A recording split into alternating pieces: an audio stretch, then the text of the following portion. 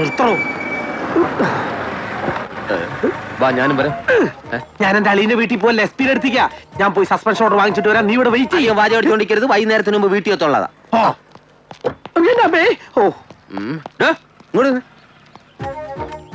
ഇയാളെ ഇനി ഈ തുരുമ്പിച്ച വണ്ടിയും കൊണ്ട് എന്റെ കൺവെട്ടത്ത് കണ്ടുപോകരുത്. കൊണ്ടുപോകോ.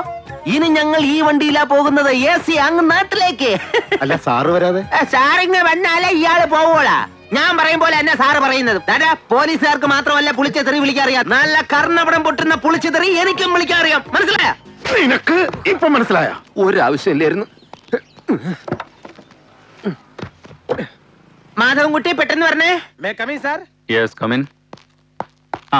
Congratulations mister Madhavankutty. Thank you sir. എന്തിനാന്ന് മനസ്സിലായില്ല.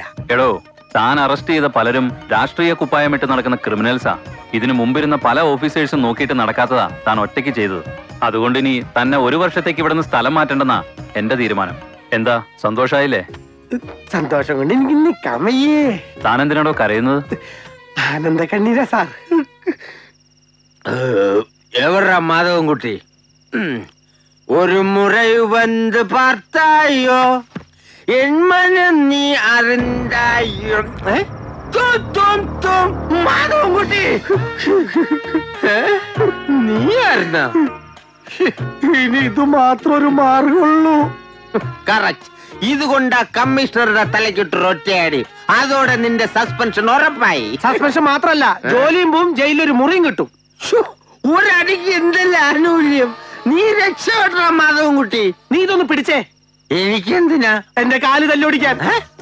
Medical leave. ഇനി അത് മാത്രം രക്ഷപ്പെടാൻ മാർഗമുള്ളൂ. എടാ, കാലൊടിഞ്ഞ ഏത് പോലീസുകാരനും ലീവ് കിട്ടും. എടാ, അടിക്കടാ.